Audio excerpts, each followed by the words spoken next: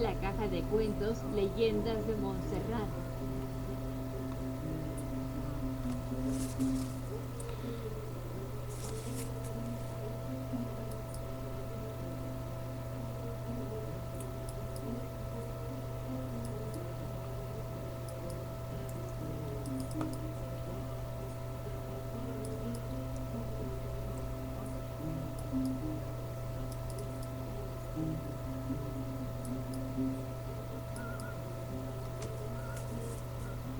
Así que llegues a Montserrat quedarás tan maravillado de la forma caprichosa y rara de la montaña que enseguida querrás saber algo de su origen.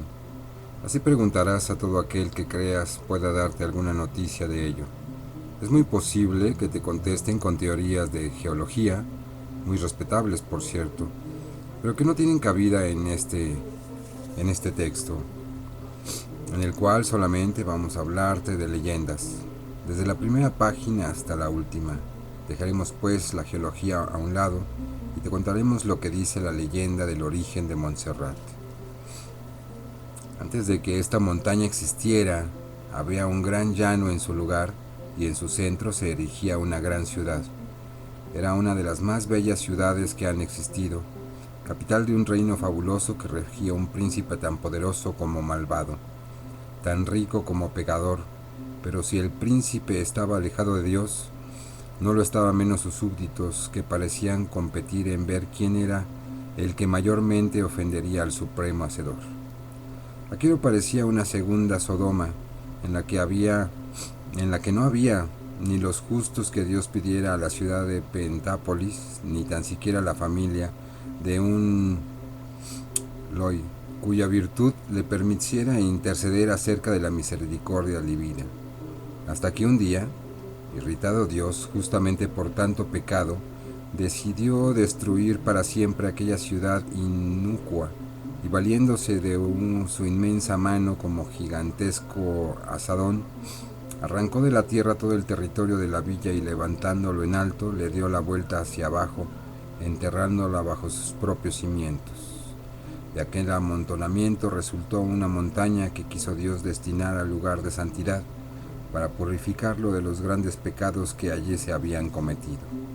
Y fue cuando encargó a los ángeles que bajaran a toda la tierra y aserraran aquel monte, para que sirviera de marco al templo de la Reina de los Cielos.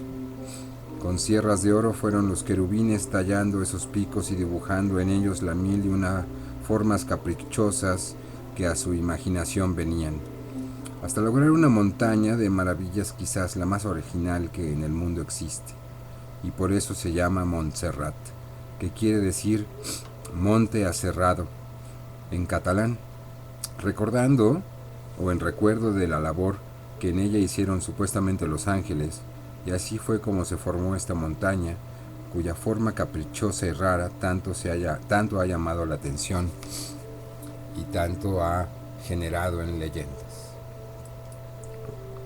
Hola, hola, buenas lunas. Estamos en esta caja de cuentos sobre las leyendas de Montserrat.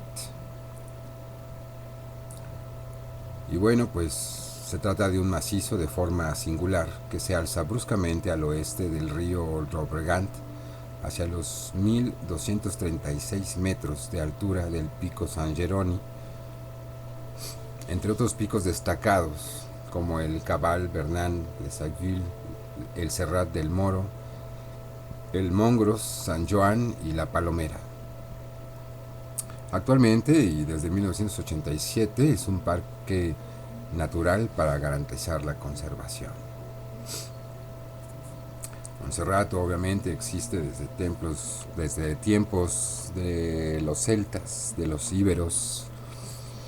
Ha sido testigo del paso de los romanos y obviamente la mayoría de sus leyendas que han sobrevivido hasta la fecha tienen un crisol que ha sido teñido por el cristianismo y por el catolicismo.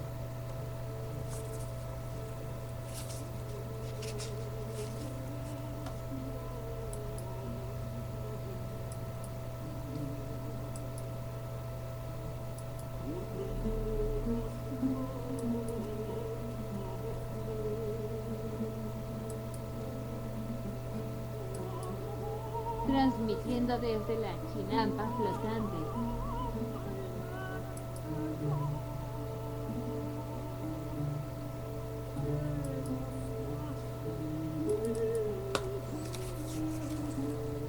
Siglos antes de que se conociera el mencionado Puente del Diablo, existía en la antigua Finis, nombre con que fue conocido Martorell desde tiempo de los romanos, un mesón denominado Hostal de la Liebre.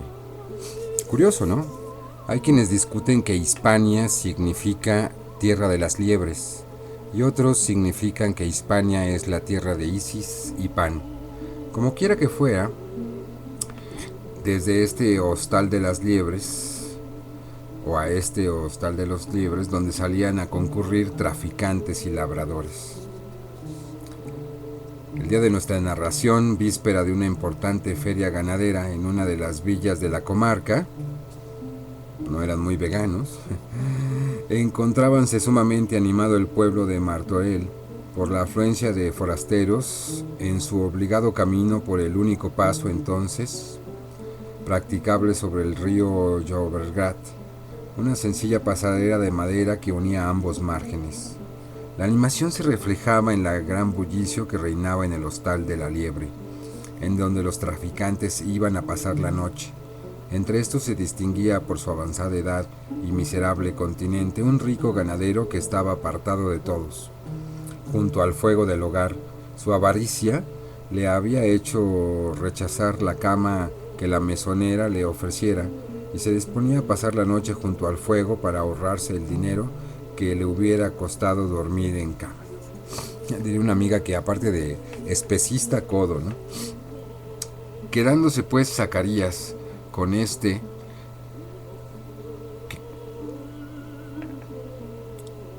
que era el nombre de El Tratante, acurrucado en un rincón y dispuesto a esperar así el alba, aunque la estancia quedaba cada vez más fría, pues la posadera se había negado a renovar el fuego de la lumbre. Su pensamiento, no obstante, estaba muy lejos de allí, y en su insomnio, junto a las brasas, acariciaba la idea del negocio que habría de realizar a la mañana siguiente en la referida feria. Sin embargo, poco a poco fue desvaneciéndose en su mente la ilusión y la esperanza, pues una gran tormenta se estaba echando encima, y a medida que transcurrían las horas, amenazaba con su violencia imposibilitándole el viaje hasta la feria. Esa amenaza se vio convertida en realidad, en el momento de escucharse el estruendo que había la pasarela de madera, al ser derrumbada por las aguas del río. Ya no habría negocio. Adiós a la esperanza. Viendo fallidas sus planeadas ganancias, Zacarías desesperaba allí junto a la ventana del hostal, contemplando cómo las aguas se llevaban los restos de la pasarela. Anonadado, y viendo que el cielo se ponía en contra de sus proyectos, imploró, llevado por su avaricia, la asistencia del infierno, y suplicando la ayuda de Satanás, sacudió inmediatamente saliendo de las casi ya extinguidas llamas del hogar. Así que me tienes. ¿Por qué me has llamado y qué deseas de mí?, dijo el diablo, presentándose en el acto ante el atónito ganadero, quien, a pesar de su sobresalto, todavía tuvo valor suficiente para implorar de la macabra figura la construcción de un puente que le permitiera ganar la otra orilla y poder así dirigirse a la feria con su cuantioso ganado. En verdad que es extraordinaria la cosa que me pides, objetó el diablo, adoptando el aire de un negociante, pero no de ganado, esta vez sino de almas. ¿Qué? ¿No puedes construirlo?, exclamó desalentado Zacarías. Sí puedo, pero ha de ser a cambio de algo. Mi precio es un alma y la fortuna que llevas encima. No sin antes pensarlo unos instantes, aceptó Zacarías la terrible condición, respondiendo: te ofrezco, si te parece, el alma del primero que pase por el puente por ti construido. De acuerdo, dijo el diablo, cerrando así el contrato con Zacarías. Allá voy. Y Lucifer desapareció de la vista del atónito ganadero, sin antes invitarle a que, desde la ventana, contemplara cómo iba a construir el puente. Es interesante, ¿no? Cómo en el eclecticismo de la figura del diablo, ¿no? Juntan a Satanás con Lucifer, siendo que son dos personajes diferentes, ¿no? Satanás, Saturno y Lucifer, Venus. Pero bueno, estamos en la Edad Media. Y desde aquella ventana se ofreció a Zacarías el espectáculo más inusitado que hubiera podido imaginarse. El diablo, acercándose al río, extendiendo sus brazos en alto, profería unas extrañas palabras y a su conjuro iba saliendo toda una legión de diablos y condenados que, iluminados por millares de fuegos fatuos, iban sacando enormes piedras de las orillas y al fondo del río para fundamentar la obra. Arrengados por el diablo iban todos ellos avanzando la construcción y trabajando con la mayor presteza y silencio, no reposando ni un momento, para dejar así terminada la obra antes de la salida del lucero del alba. Y volvemos a mencionar a Venus, ¿no? Y así fue, en efecto, cuando el gallo anunciaba con su canto la llegada del nuevo día. Aquel extraño ejército de infernales esclavos colocaba la última piedra del puente. En el acto desaparecieron todos como por ensalmo y ante los ojos desorbitados de Zacarías quedaba un magnífico puente de piedra, recién terminado, con lo que ya sería posible vadear el río. A la entrada del puente estaba Satanás, quien le gritó al ganadero: «Ya tienes cumplida mi promesa, ahora cumple tú la tuya», y desapareció como había desaparecido los demás, dejando tras de sí un penetrante olor a azufre quemado. Apresuróse el ganadero a despertar a los del mesón y a contarles el mágico suceso con todos sus pormenores, causando el pavor de todos sus oyentes, que fue en aumento al ver que en lugar de la antigua pacería había un magnífico puente de piedra labrada y percibir la peste de azufre quemado dejada por el diablo. Pero cuando Zacarías hubo contado la condición que había impuesto al diablo para la construcción del puente, nadie quería cruzarlo. Antes bien obligaban al mercader a ser el primero en hacerlo. Enloquecido de miedo, imaginándose los infernales tormentos que le esperaban de ser el primero en cruzar el río, no vio otra salida al asunto sino apoderarse del goto del mesón y, emprendiendo veloz carrera hacia la entrada del puente, saltó allí a la pobre bestia, al gato del mesón. Hombre, pobre gato, propinándole tal retorcido pellizco en el rabo que el buen menino cruzó de un extremo a otro como una exhalación. «Ya tienes al alma del primero que cruzar el puente», dijo Zacarías con una carcajada de alegría y triunfo, burlándose del mismo diablo. «Y en cuanto a la segunda condición, toma, ahí va toda la fortuna que llevaba encima», dijo, echando al río los únicos 4 reales que había tomado para el viaje. «Me has engañado, pero me vengaré, viejo vil», se oyó tronar a una voz desde lo profundo del río. Conseguido su propósito y triunfante del diablo, reunió Zacarías sus rebaños y cruzó con ellos el puente camino de Igualdada, en donde se celebraba la feria. Pero conforme sus animales iban llegando al otro lado del río, quedaban manchados y con el pelo lacio, ofreciendo un aspecto bien diferente de antes de cruzarlos, cuando eran las reses mejor presentadas y de más bella estampa que se habían reunido en el hostal. Pero Zacarías, que habría quedado curado de su avaricia, dio por muy bien empleado aquel demérito que experimentaba su ganado, y aunque no tuvo la satisfacción de vender a los mejores precios, le cupo en cambio la alegría de haber conservado el alma.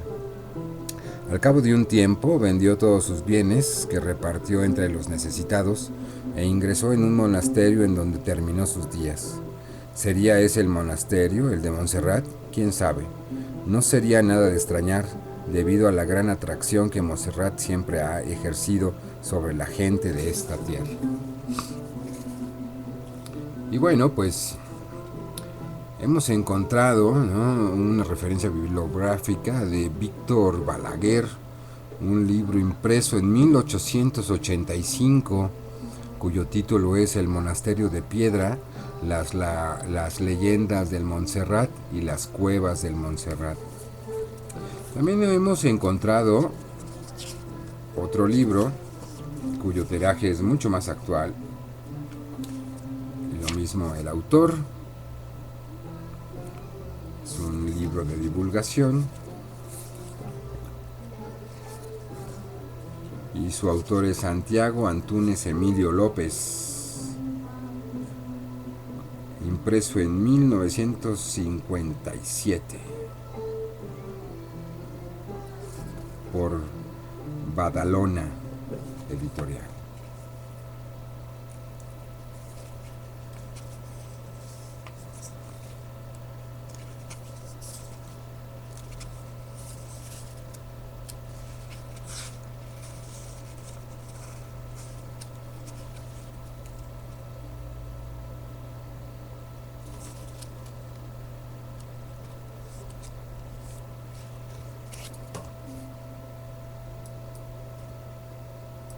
La caja de cuentos Leyendas de Montserrat, transmitiendo para el quinto poder desde la chinampa flotante.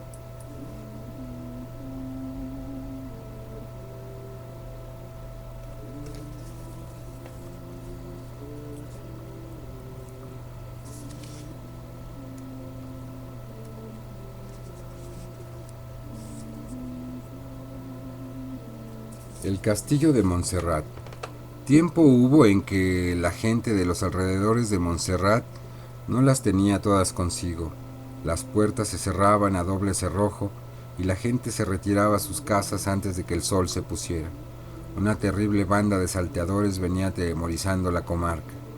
Nadie sabía quiénes eran ni de dónde venían. Solamente las rocas de Montserrat conocían el secreto.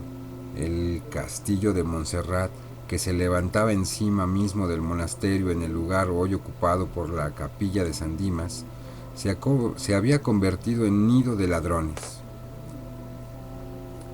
Veremundo el Rojo, que junto con el castillo de Colbata había heredado el de Montserrat de su padre Guillermo, se había dedicado a estas andanzas. Ya no podía un castellano caer más bajo. No obstante, el secreto que rodeaba la identidad del capitán de la bandada un día llegó a conocerse. Quejas le llegaron al conde Borrell en Barcelona, quien mandó varias amonestaciones a Veremundo para que cesase en sus actividades, pero Veremundo, fiado por la inexpugnabilidad de su castillo, hacía oídos sordos a los alegatos del conde de Barcelona.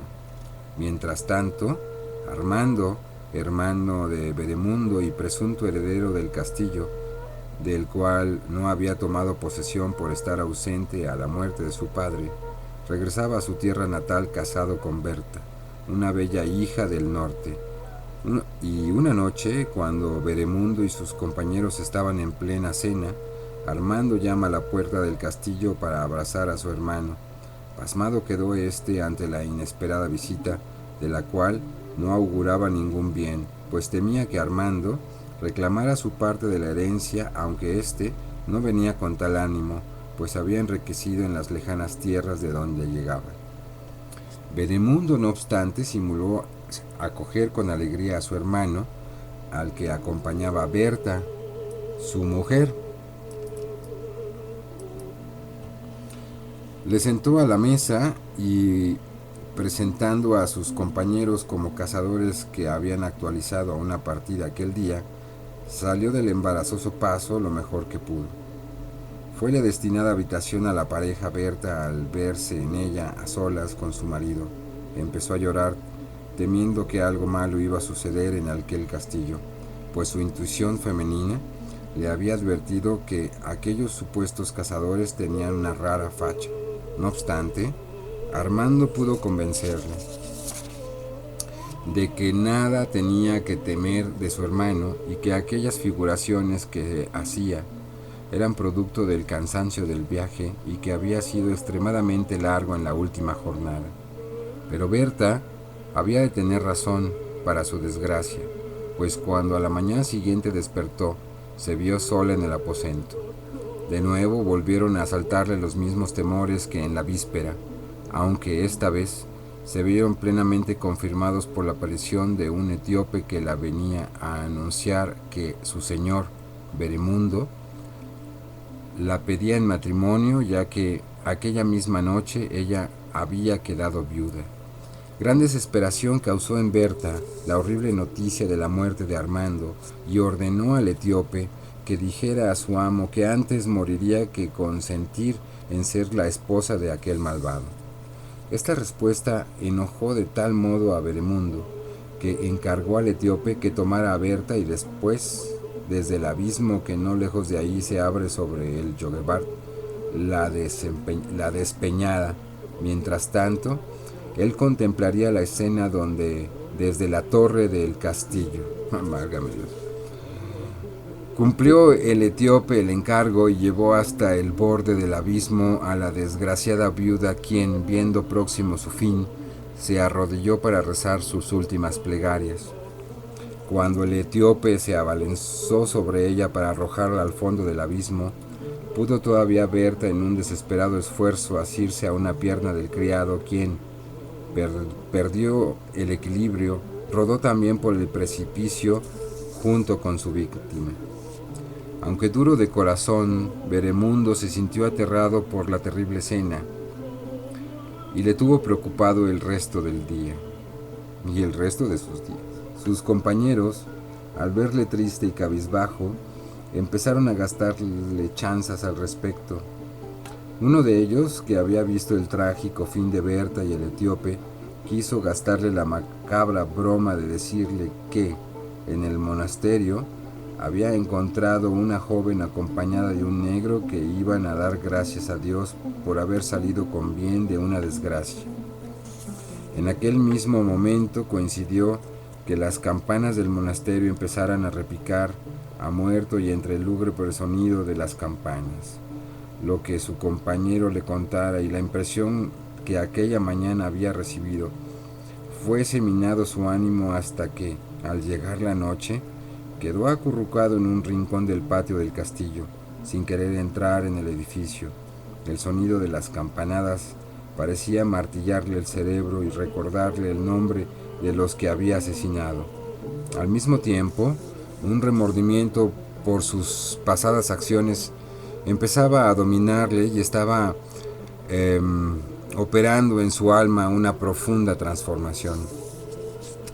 A la mañana siguiente, cuando al salir el sol, el vigía del castillo anunció la proximidad de un fuerte contingente armado, Veremundo empezaba a salir de su estado de postración, y fue entonces cuando, con ánimo decidido, pidió un hábito de anacoreta y, ante el asombro de todos, mandó bajar del puente levadizo, dando paso franco a los soldados del conde Borrell, que en vez de encontrarse ante un súbdito insurrecto y presto a pelear, se encontró con un arrepentido que, vestido de tosco sayal, se arrodillaba a sus pies pidiendo perdón y sometiéndose dócilmente. Mandó el conde Borrell que el castillo de Montserrat fuera destruido para evitar que volviera a ser nido de ladrones. Perdonó a Veremundo, quien pidió permiso para terminar sus días viviendo en una de las cuevas cercanas de allí, haciendo vida de sacrificio y penitencia por sus pasados pecados. Y dicen que allí estuvo hasta su muerte. Cuando ocurrió esta, los monjes levantaron una ermita en su lugar, en que se alzaba el castillo, y la dedicaron a San Dimas, que, como todos saben, era el buen ladrón, para así conmemorar el hecho de que allí había un nido de malhechores, aunque el principal de ellos, Veremundo, muriera como Dimas, arrepentido y deseoso de ganar el paraíso.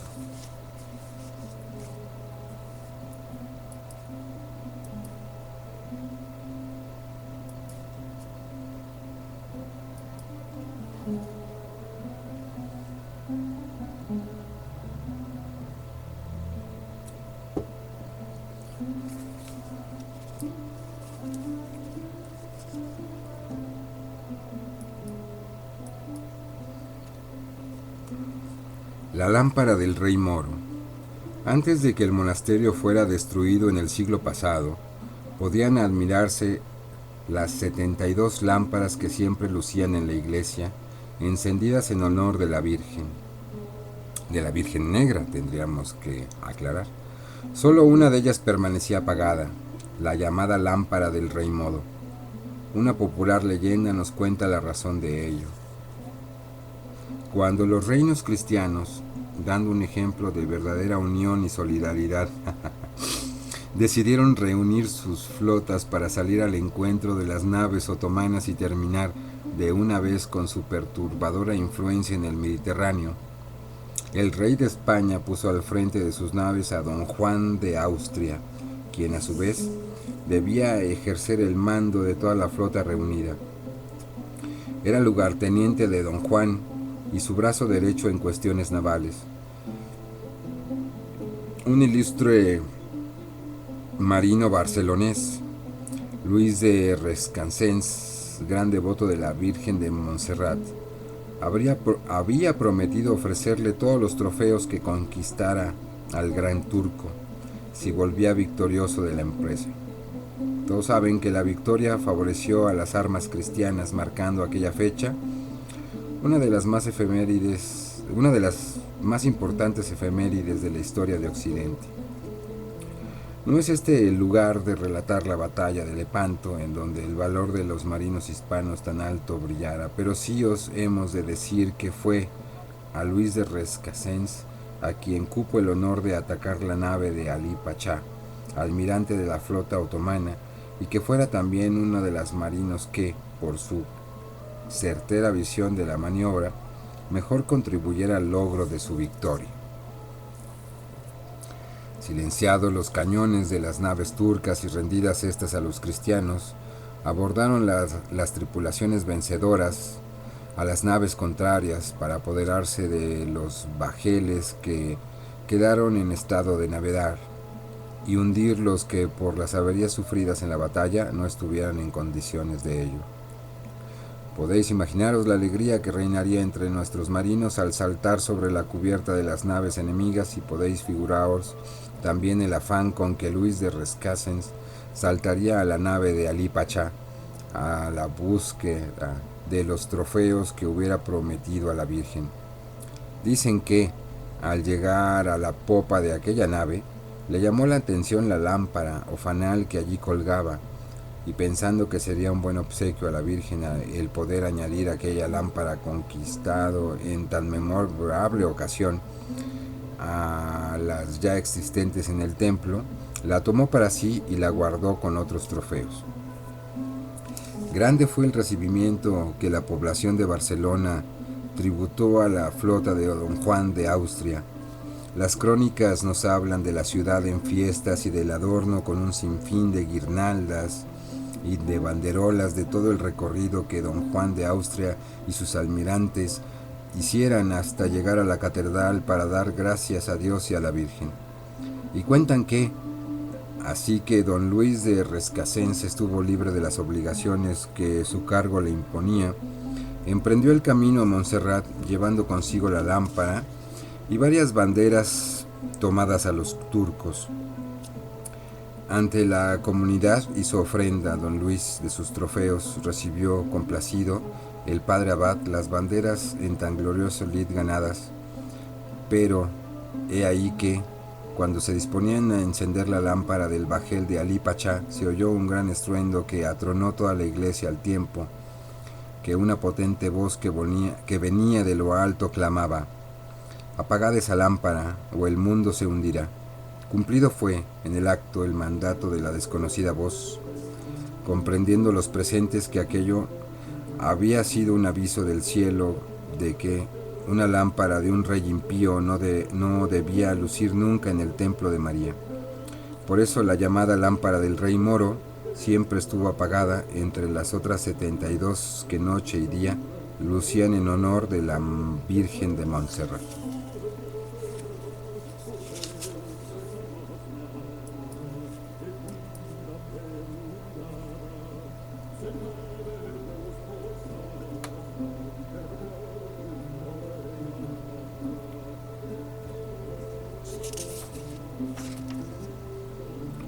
Si visitas la montaña de Montserrat y os halláis situados en la plaza del monasterio, levantad la vista, veréis en lo alto, casi a plomo sobre el edificio, un enorme peñasco, sobre cuya cima asienta sus ruinas una antigua fortificación.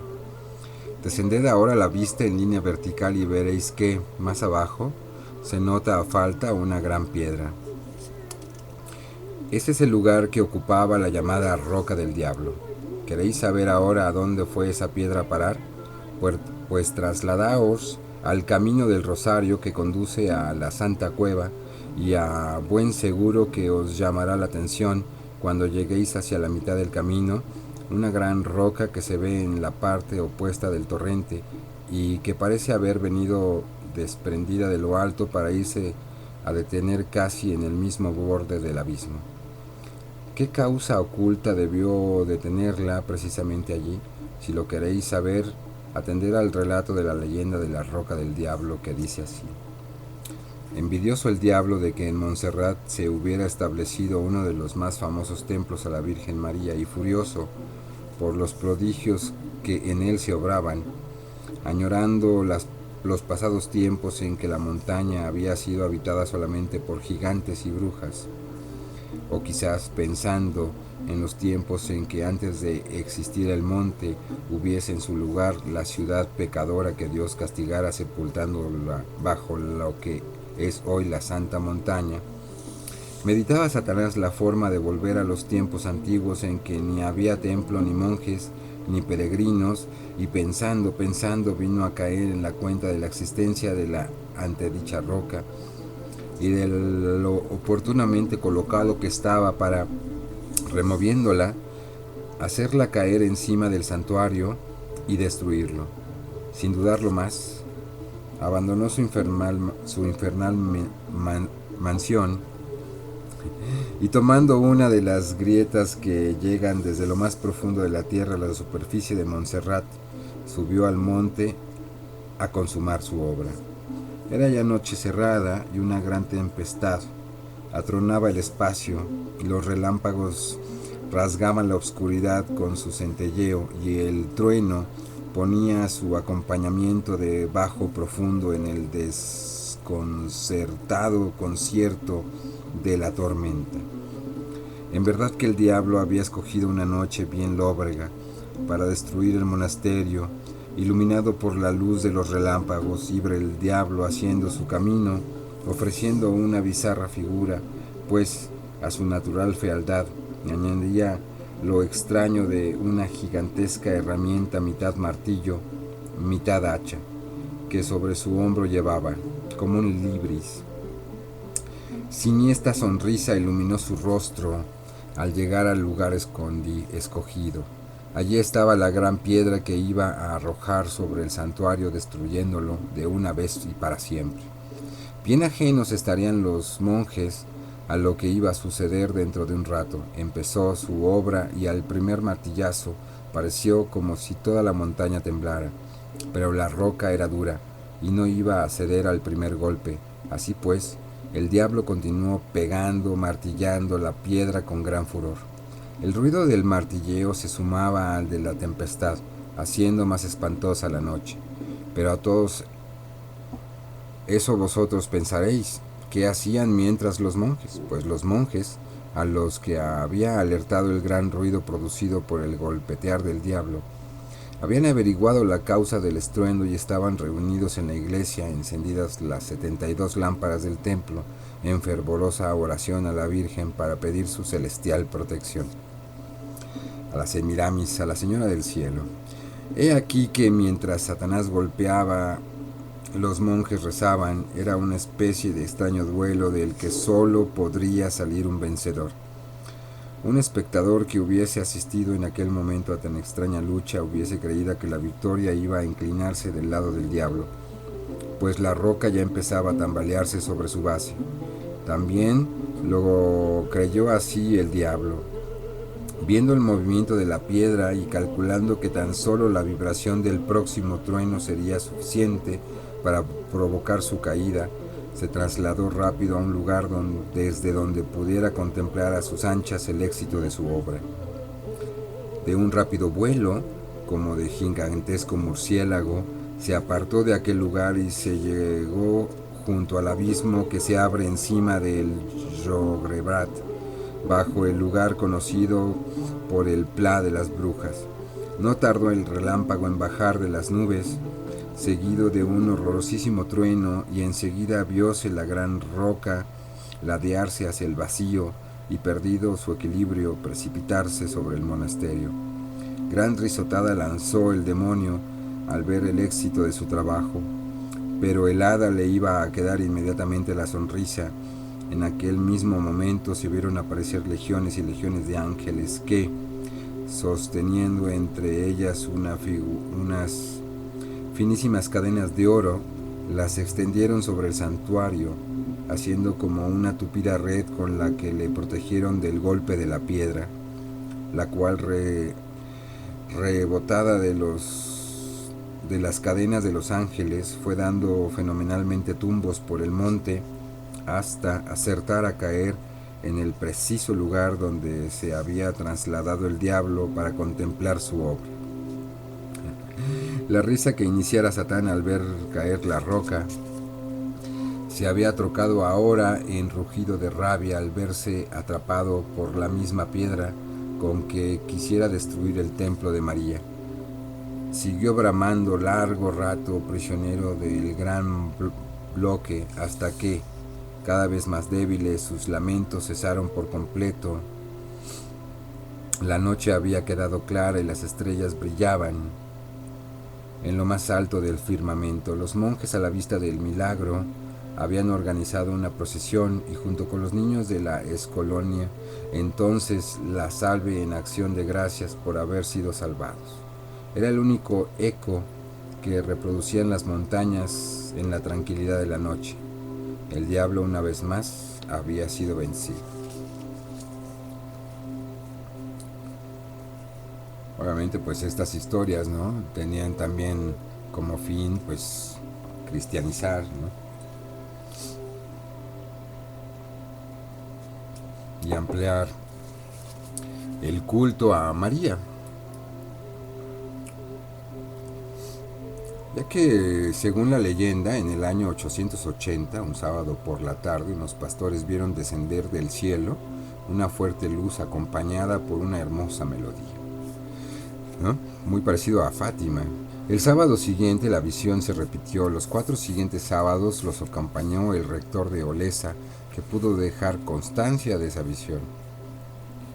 El obispo, al enterarse de la noticia, organizó una visita durante la cual encontraron una cueva en la que se hallaba la santa imagen.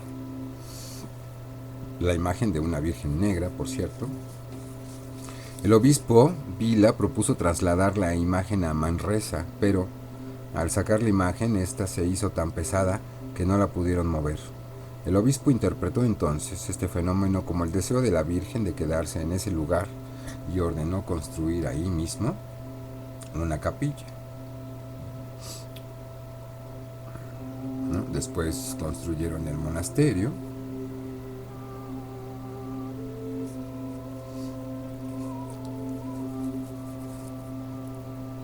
Y bueno, en las representaciones heráldicas, Montserrat aparece como un grupo de montañas que se las pinta como de oro sobre un campo de gules con una sierra de oro que la corta por encima.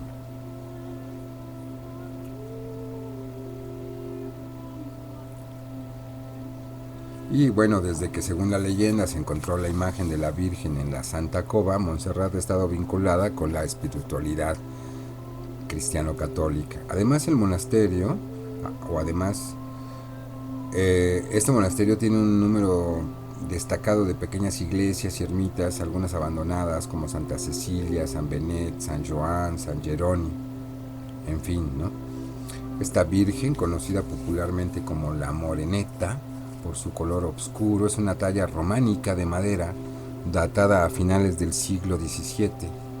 Su color es el resultado de la transformación del barniz con el paso del tiempo, así que aquellos que la asocian a Santa Sara, ¿no?, por aquello de ser negra, pues también es solamente tal vez una asociación, ya que pues pues la cultura catalana es catalana y posiblemente no tiene nada que ver con esta devoción de los gitanos. Pero bueno, la festividad de la Virgen de Montserrat se celebra justo el 27 de abril y ella es la Virgen patrona de Cataluña. Pero hay otras cuestiones, ¿no? Antes de la cristiandad hay otros relatos que se van sumando, ¿no?, a estas leyendas, como por ejemplo el gigante encantado. Y bueno, ya en una leyenda anterior hemos explicado el origen de la montaña. Así que dice, quizás sientas curiosidad por saber algo de sus primeros moradores, pues no siempre ha habido en Montserrat un monasterio, ni tan siquiera ermitas. Antes de todo esto habitaba en la montaña un terrible gigante. Tenía su guarida en lo más abrupto del monte, desde donde bajaba a devorar el ganado del llano, causando destrozos en las plantaciones de los alrededores que pisoteaban a su paso. En aquel tiempo no era como ahora. El temor al gigante mantenía a la gente bien alejada de esta montaña que, a buen seguro, no se vería tan concurrida hoy de visitantes de no haber ocurrido los acontecimientos que en esta leyenda se relatan y que condujeron a la eliminación de la amenaza que la existencia del gigante representaba para todo aquel que osara penetrar en sus dominios. Dicen que el gigante causaba tantos daños durante sus incursiones nocturnas que los habitantes de la comarca empezaron a pensar seriamente tomar medidas para su defensa y para ver de librarse de la presencia de aquel monstruo. Una peculiaridad de este gigante era su imposibilidad de recibir la luz del sol, a consecuencia de verse enemistado con unas brujas que habitaban en la montaña. Hoy existe todavía un lugar llamado Pla de las Brujas, en donde se celebraban sus aquelarres. Y no de Torrelavega, tampoco de Zugarramurdi. Así que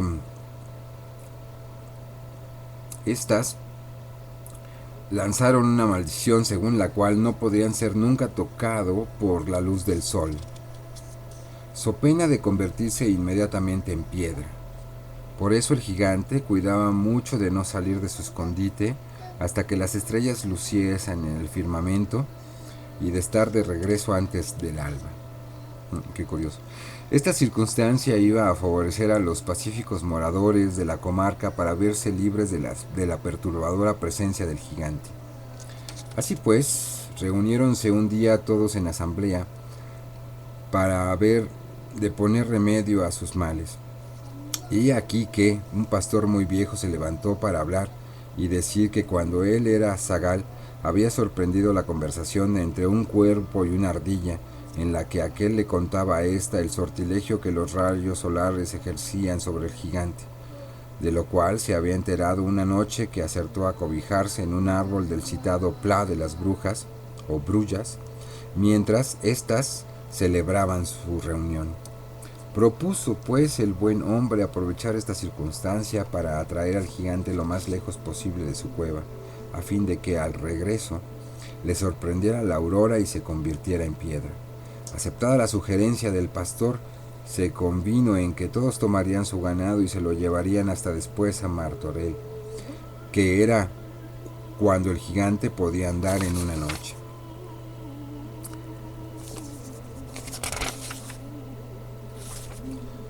De entre ese ganado escogerían varias reses y las irían dejando a lo largo del río Llobregat.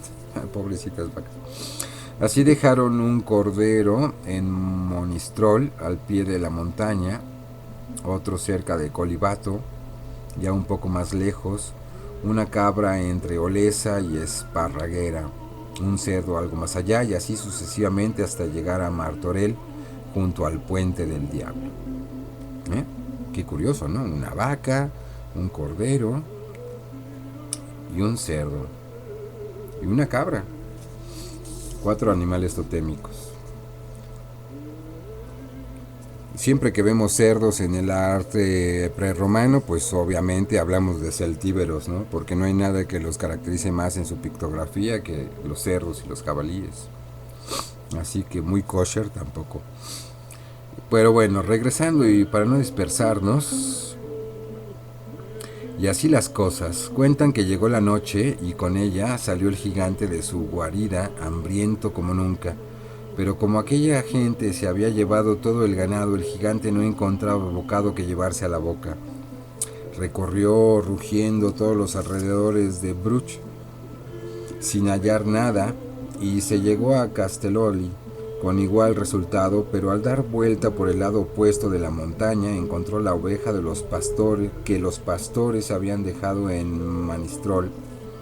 Pero una simple oveja no era nada para el voraz apetito de aquel monstruo, y nuestro gigante continuó su búsqueda hasta llegar a dar con la segunda oveja que estaba en Colibato, y luego, ya puesto en ruta, continuó Llobregat abajo hasta encontrar la cabra que había en Olesa, y así sucesivamente, de bocado en bocado, llegóse a las cercanías de Martorell, donde había la última cabeza de ganado, pero al ver allí el puente del diablo, se dio cuenta de cuán lejos había ido a parar y de la trampa en que había caído, y temiendo que el sol le sorprendiera en su regreso, emprendió la vuelta apresuradamente, aunque no tan aprisa como él quisiera, pues la pesadez de la digestión empezaba a hacer notar sus efectos sobre la ligereza de las piernas, y aunque su esfuerzo fue verdaderamente titánico, sacando fuerzas del desespero que le causaba ver las estrellas palidecer, y a pesar de que todavía consiguió llevar a la montaña sin que el sol hubiera salido, no tuvo el tiempo suficiente para llegar a guarecerse en su cueva. Y así cuentan que, cuando entre mugidos de rabia estaba subiendo monte arriba, llegando a las proximidades de San Jerónimo, se vio que un rayo de sol iluminaba la roca más alta de la montaña, y que su reflejo le daba en la frente al gigante, que fue petrificándose hasta llegar a convertirse en una roca, la misma que hay en las cercanías de San Jerónimo. Así, si el curioso lector quiere ver al gigante encantado, no tiene más que ir al pico de San Jerónimo, y así desde un poco antes de llegar se asoma al precipicio que se abre al poniente. Podrá ver una enorme piedra en forma de monigote que mira con expresión de rabia mal contenida. Ese es el gigante encantado del cual se habla en esta historia.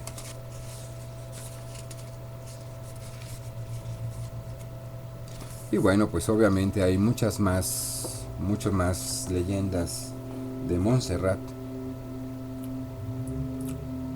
Los invitamos a conocerlas. Por lo pronto, pues los invitamos a un nuevo programa de La Caja de Cuentos. Mandamos saludos a Sexto Sol, mandamos saludos a Muldred, mandamos saludos a Cuervito Galés, mandamos saludos a Cas y por supuesto a todos los que nos escuchen en el video replay. La Caja de Cuentos, Leyendas de Montserrat. Esta fue la Caixa de Contes, Leyendas de Montserrat. Nos vemos hasta la próxima. Buenas lunas y chao chao.